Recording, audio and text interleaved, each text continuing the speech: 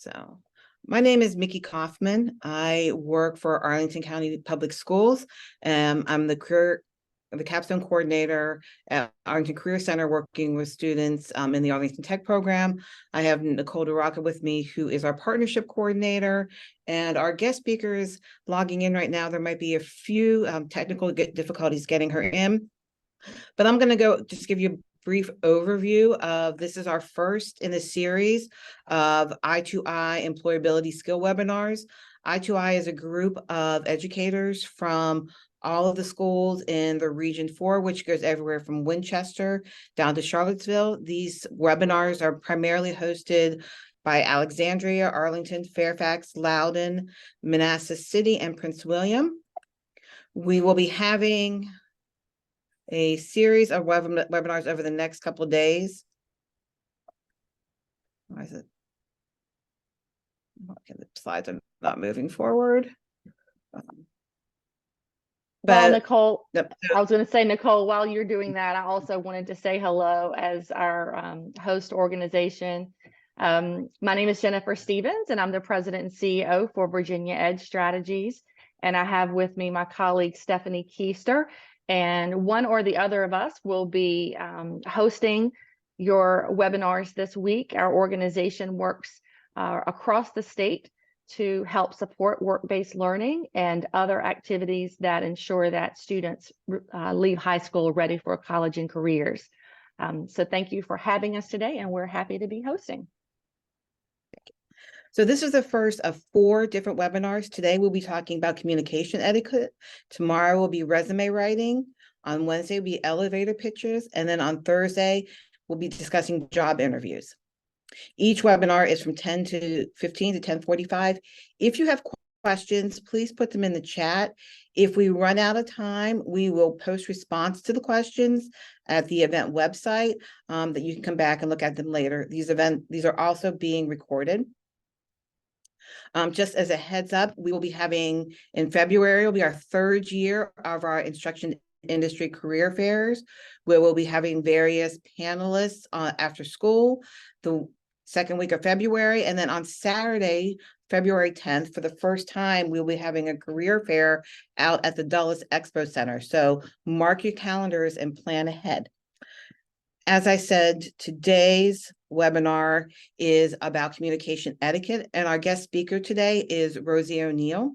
Rosie O'Neill has over 30 years as in executive leadership and as a career management coach.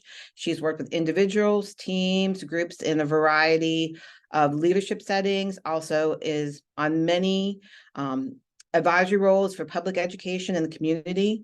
She has clients that are emerging and senior leaders for both domestic and international nonprofits, corporations, both public and private. She currently oversees the Wallenberg International Fellows Program at Georgetown University, received her MBA from Harvard Business School, her bachelor's in international economics from Georgetown.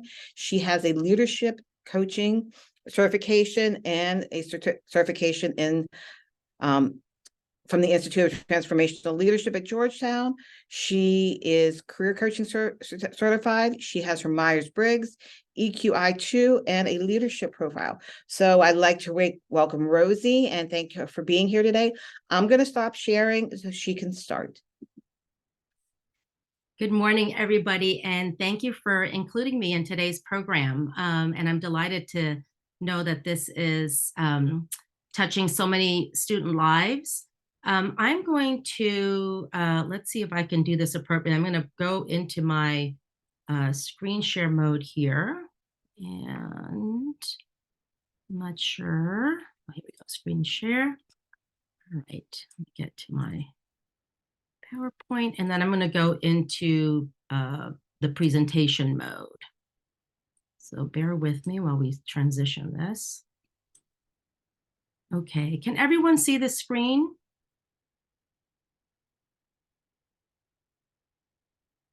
Yes. Okay, good. All right, so thank you for that really nice introduction. And yes, I have been doing coaching for nearly 30 years, maybe a little bit longer at this point. And one of my real loves is to help young people move into career pathways appropriately resourced and trained. I am a first generation student, and I came into this work really having very little background and very little understanding from my family around kind of what it takes to really be successful in a business environment. So in the world of communication, one of the things that we hear all the time is this term soft skill. And we know that our employers are looking for soft skills as their number one ask of our kind of talent pipeline, schools, organizations that are preparing us for the workforce. I don't like that term soft skills. I tend to shy away from it because I don't feel it really has the definition, the focus of what these skills actually do for us. So I call this a power skill. And I call all of the up until now known as soft skill power skills. And communication etiquette is one of the top power skills that we can have. So what gets in the way of good written communication, particularly on email? So the first thing is that we tend to think that we are all good communicators. We approach our communication in a casual manner, as though we were talking with a friend or with a relative. We fail to prepare. We wait till the last minute. Part of waiting till the last minute has to do with the fact that email is fast. And so we think that, oh, we'll just get to it. It's a quick, simple transaction. And that's another mistake that we make, thinking about this as a transaction. We make assumptions about what our contacts know, who we're reaching out to, and thinking that they know more than they actually do. And we assume that our contacts are always available. So these types of issues get in the way of good written communication, and in particular on email.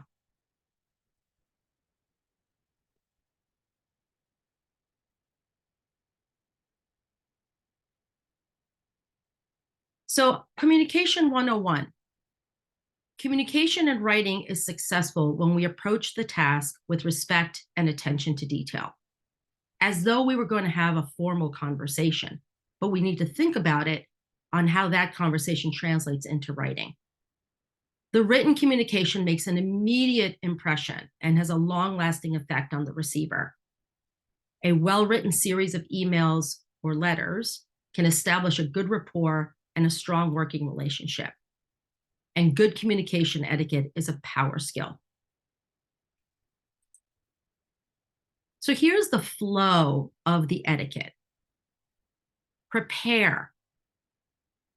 Get organized so that you can write a really good email. Begin by writing a clear and professional subject line. What is it that they are going to know about this email the minute it pops into the inbox? Write clear and concise emails. Nobody likes to read long emails.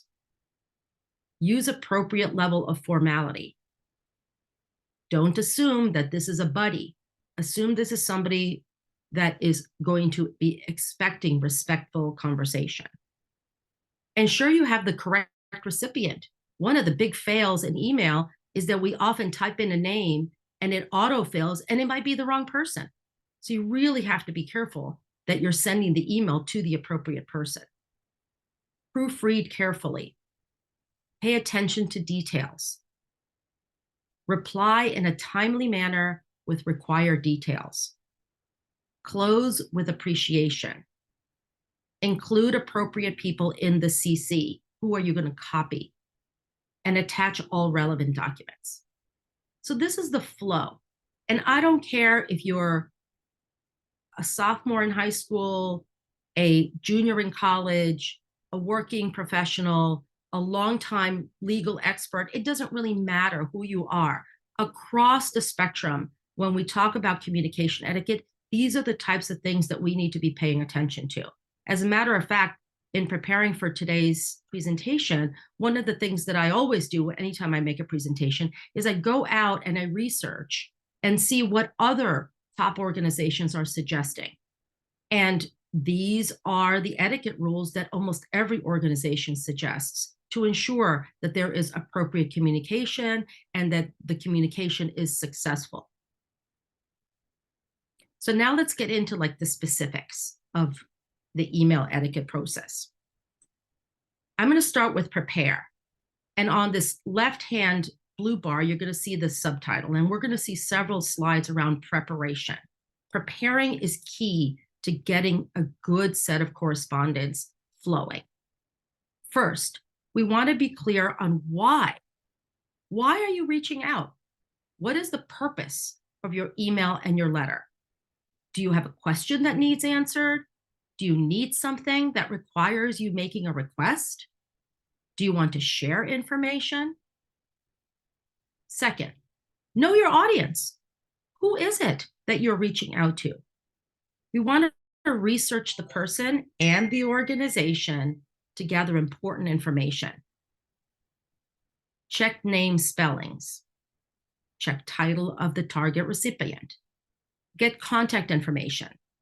What is their name, their title? What is the organization's name? Maybe the department name. What is the address? What is the phone number? Many of my students, particularly my college and graduate level students, get very nervous about researching the person. Today, we have so many ways of finding out who the people are that we need to be reaching out to. And one of the most important tools that we have out there is LinkedIn.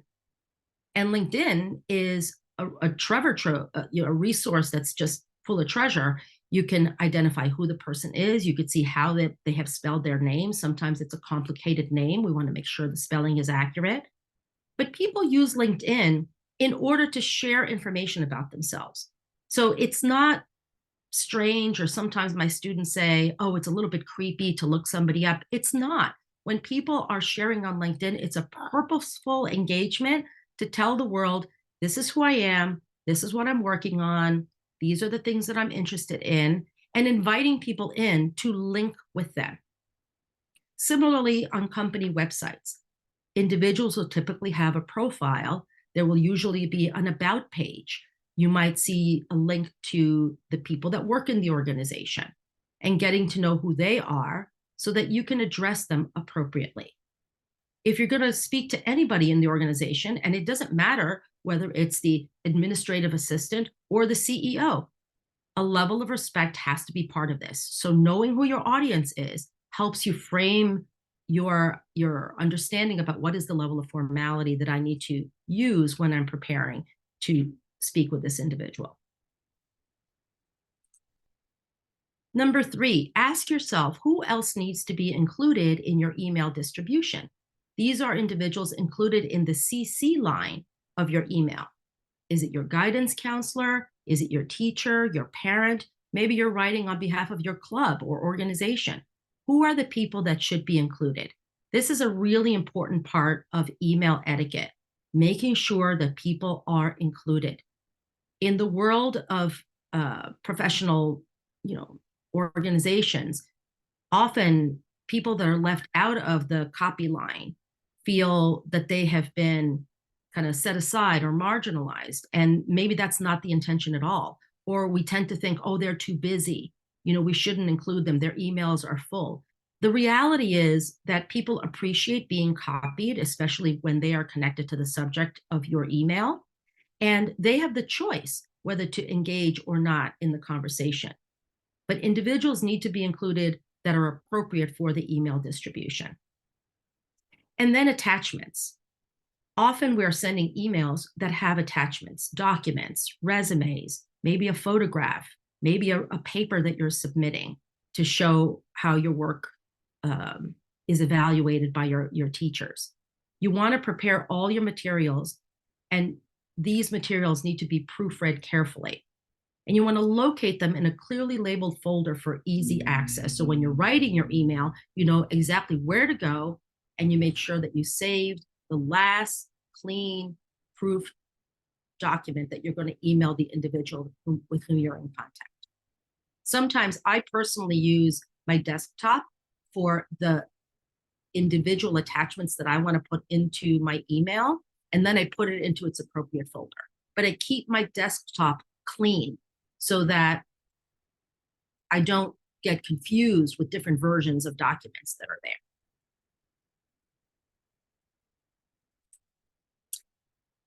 And then finally, in preparation, there's this idea of creating a system. This is going to be true if I were doing a session today on networking, not just email etiquette, I would be telling you the exact same thing in this particular slide on preparation. We want to create systems to keep track of our communication, especially if you're planning a series of, back and forth emails. So what do we put into this system of organization? We want to note the contact information of the person that we're contacting. We want to note the date the first email or letter was sent. When did you get the reply? Note the date of your own follow-up email. Make a notation if the email requires an action. And is there a deadline? So for example, you might be emailing individuals today that are associated with college admissions or an internship, an employment opportunity. Often those emails require documentations flowing back and forth, like an application, for example. We want to keep track of all of the details that are embedded in both the documents that we receive and the emails that we receive. We want to note the date the action item was delivered or received. This is very important, and it's a great way to keep track when someone says, oh, I didn't get your communication. I often keep those emails with those documents so I could resurface them and resend them, because I understand that people's emails get very, very full, their inboxes. So I don't want to make the assumption that they saw my first email. I want to really step back and say, okay, this person is probably busy. Let me resurface this and put a gentle reminder out there. And I might say something like, oh, just resurfacing this email, and then just let them read it at their convenience. But having a system allows you to know that you've done your part and that you've been responsive. Always ensure that a thank you email or letter concludes your correspondence. And that's true for individual email, and it's true for a series of emails. And keeping track that you sent a thank you is super important. And then noting any required attachments. So having a system, maybe a spreadsheet, or you have a notebook that you keep track of, these are all really, really important things. So let's get to the meat of an email, constructing an email.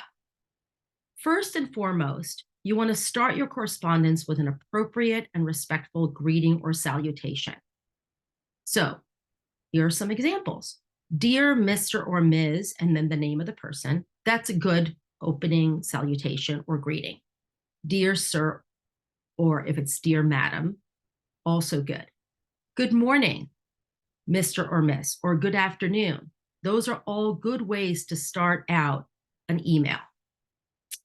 Hello and hey are really not appropriate language for email. And I would say that some of these may not even be appropriate in a verbal conversation in the initial stages of an interview process. I cannot tell you how many times I've worked with young people where I've been helping them on projects and processes, and they are extremely informal, and they'll start with, hey, I immediately react to that and think, I'm wondering if this person understands that I'm here to offer them a perspective and they need to take this a little bit seriously. A hey doesn't sound serious to me. Hello sounds a little bit more serious, but again, not appropriate for written conversation, and certainly not when we're looking for gaining perspective or information or an important resource that we might need or an application for a job. Also in the opening, make sure you have the person's name and title correct. This is often a place that we see big mistakes. Moving on from the opening, we're going to focus on the subject line. You want to choose an appropriate and professional subject line that clearly informs the recipient the reason for your email. And here are some examples. Submitting internship application. Thank you for your mentorship. Invitation to speak at graduation. These are all good subject lines. Introduction and purpose. If this is your first email, make sure you introduce yourself. State your full name. My name is. State your grade, level, and school. I'm a junior at. State why you're writing and give the appropriate details. I am writing to request information about maybe an application that's opened up for an internship. I'm writing to request information about the internship that just got posted, right? And then note the detail on this date. So introduction and purpose is important in your first opening line. The body of the email is clearly dependent on what you're writing about, but in essence, you want to keep the message crisp and concise. You want to ensure all the details are clear, and you want to be specific about dates, times, and deadlines. So for example, if you're inviting somebody to speak at your club or organization or your graduation, you want to tell them, when is the graduation or the club meeting? What is the time? Where is it going to be? By when you not need a particular item for them, like maybe a bio. So want to be specific. The closing. The closing is super important, and a lot of individuals miss this opportunity to kind of seal the conclusion with a phrase that shows appreciation for their attention to the matter. So what are we saying to the person to whom that we are sending our email? We want to say thank you, sincerely, with appreciation, best regards. There are many phrases out there that we can use, and use the one that's appropriate. But you want to do a close. You might also, in your close, restate the request that you started with at the top of your email. And then, of course, the signature block. Who is it that is sending this email? You want to make sure your name is in there. If you have a title, like let's say you're the club president or the club communications lead, you want to identify that. And then where appropriate, you include your phone so that if somebody needs to contact you, they know how to do that. The closing is very important. So let's review the email structure. Subject line, greeting, salutation, your introduction. What is the purpose of the email? Is the body of the email clear and concise? What's your closing phrase and thank you? Do you have your signature? And are your attachments in place? What are some red flags that we see all the time in email? Number one, a missing subject line. If I get an email and it's no subject line in there, I disregard it. I'm assuming the person didn't take time to actually write the email, or maybe they were in the middle of a draft. I just don't even bother with it. Same thing with an unclear subject line. If it has me scratching my head or wondering, honestly, I think it's spam, so I don't open it. There's no greeting, no introduction, no stated purpose. What is it that I'm getting in my email? Do I want to take time to even figure it out? If there's no closing, I'm going to read the email and go, I'm wondering if this person understands that I have other things to do. There's no gratitude expressed, or there's no information that I need to know to close out the email. And then, of course, poor spelling, poor grammar, poor punctuation, using jargon or slang or informal phrases, giving me incorrect information or missing information. These are all red flags that make me wonder if the person was really serious and prepared when they sent me the email. So these are things you really want to be looking out for as red flags.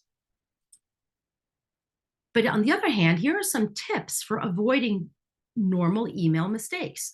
I love the first one. You write your email before you fill in the email address. This prevents communications going out that are half-baked, that are in draft form. So you could write the body of the email and then put the email address.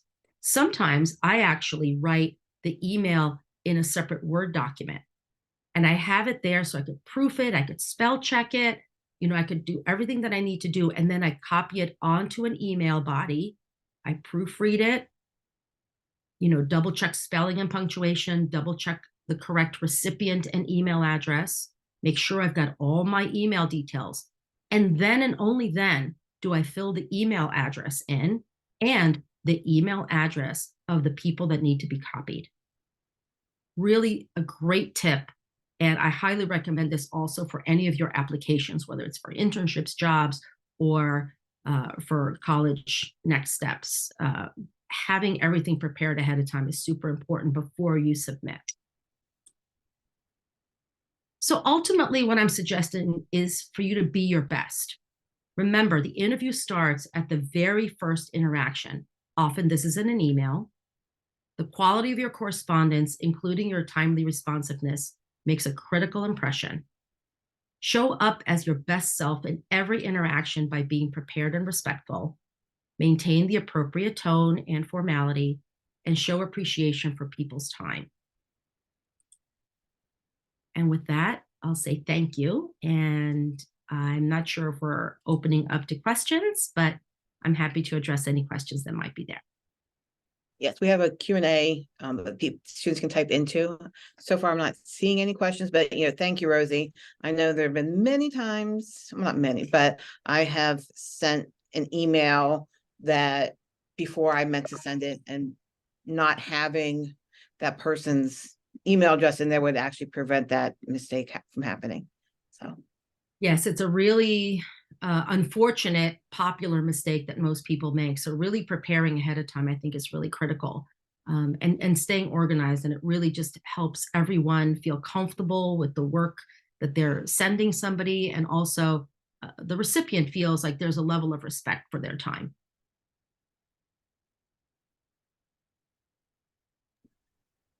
So we still do not have any question. We have one question. You only get one chance to make a first impression, was put into the question answer, and that's very true. And as you mentioned, a lot of times your email is that first impression. That's what they see before your resume or anything else. So That's exactly very right. important. Yes, super important. That's why it's such a real power skill. Like the minute you get a chance to communicate with somebody and you offer a really well-written email, people pay attention and you will be memorable for all the right reasons.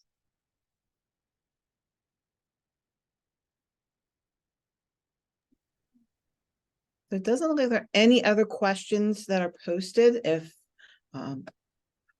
anyone wants to pop in a question, we have about 1 more minute left on this webinar. And oh, here's one, I think. Oh, really helpful information. Thank you so much. Thank you very much. Thank you for a wonderful presentation. So, yep. Great. Well, I'm right, delighted that this is being recorded. I know that it's stressful to take in so much data and so much information, but I hope this is helpful and just gives somebody a little bit of a template on how to approach email. All right. Thank you, Rosie, for your time. And I think with that, it is 10:45. So we are going to close down. We'll keep the site up for a minute or two if people want to type in questions. And as we said at the beginning, if there are questions that weren't answered, they will be posted to the website. So thank you, everybody, and happy Monday. Thank you so much. Bye, y'all.